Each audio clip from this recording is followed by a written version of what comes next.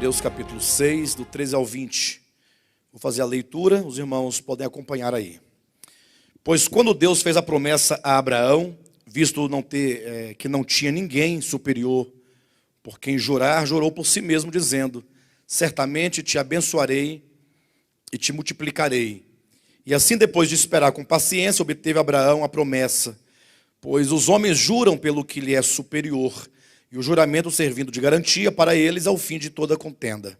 Por isso Deus, quando quis mostrar mais firmemente aos herdeiros da promessa a imutabilidade do seu propósito, se interpôs com juramento, para que mediante duas coisas imutáveis, nas quais é impossível que Deus minta, forte alento tenhamos nós que já corremos para o refúgio, a fim de lançar mão da esperança proposta, a qual temos por âncora da alma segura e firme, e que penetra além do véu, onde Jesus, como precursor, entrou por nós, tendo se tornado sumo sacerdote para sempre, segundo a ordem de Melquisedeque. Eu peço aos irmãos que prestem bastante atenção na mensagem de hoje, ainda que eu tenha que retomar alguns pontos da mensagem passada, mas eu acredito que nós estamos aqui de frente a um tema extremamente importante.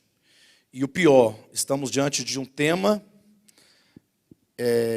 que raramente se encontra alguém que o conheça de fato. É uma raridade. E mais raro ainda é alguém que se interesse em saber.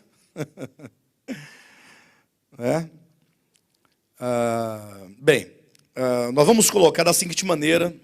Quero dispor aqui algumas palavras, como fiz na semana passada, para a partir de então nós começarmos a trabalhar. Nós colocamos assim, no versículo 13 nós temos aqui a promessa. Os irmãos observem. Quando Deus fez a promessa a Abraão, então nós temos uma promessa. No final vai dizer, nós temos a promessa, nós temos Abraão, perfeito? É um outro nome.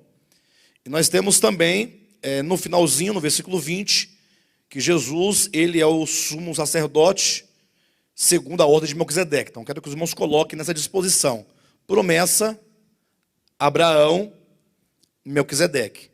Mas, antes de nós tratarmos especificamente desse triângulo, dessa forma triangular, promessa, Abraão, Melquisedeque, eu quero chamar a atenção dos irmãos para dois detalhes muito importantes. O primeiro é o que diz aqui no versículo 16, ou melhor, no versículo 17.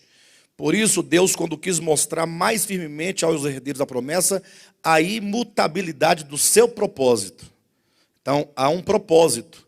Ou seja, vai surgir aqui a promessa, vai surgir aqui Abraão, vai surgir Melquisedeque, porém, tudo isso surge em razão de um propósito anterior.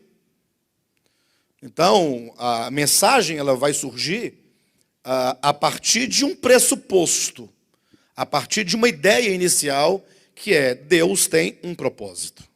Perfeito? E o segundo detalhe que eu quero chamar a atenção dos irmãos é para o fato de que, embora diga no capítulo 6, versículo 13, que Deus tenha feito a promessa a Abraão, essa promessa ela não surge com Abraão. Isso porque, como eu chamei a atenção dos irmãos já há algumas semanas, o livro de Hebreus vai falar dessa promessa desde o capítulo 4.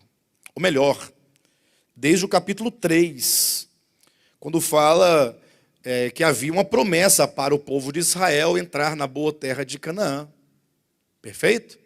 Então, observa como que o escritor aos Hebreus, ele vai falando de uma promessa feita ao povo de Israel, de que eles entrariam na boa terra de Canaã.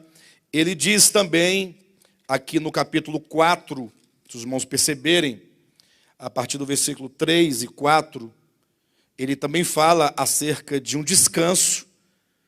Pastor, mas qual a relação? Não estou entendendo. Agora virou descanso? Era promessa, agora é descanso?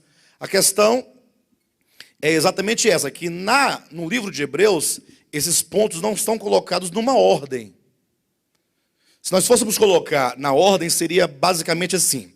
Capítulo 4, versículo 3 e 4. Nós, porém, que cremos, entramos no descanso conforme Deus tem dito. 2 pontos. Assim jurei na minha ira, não entrarão no meu descanso, embora certamente as obras estivessem concluídas desde a fundação do mundo. Olha como que o escritor retoma a origem, desde a fundação do mundo. Versículo 4.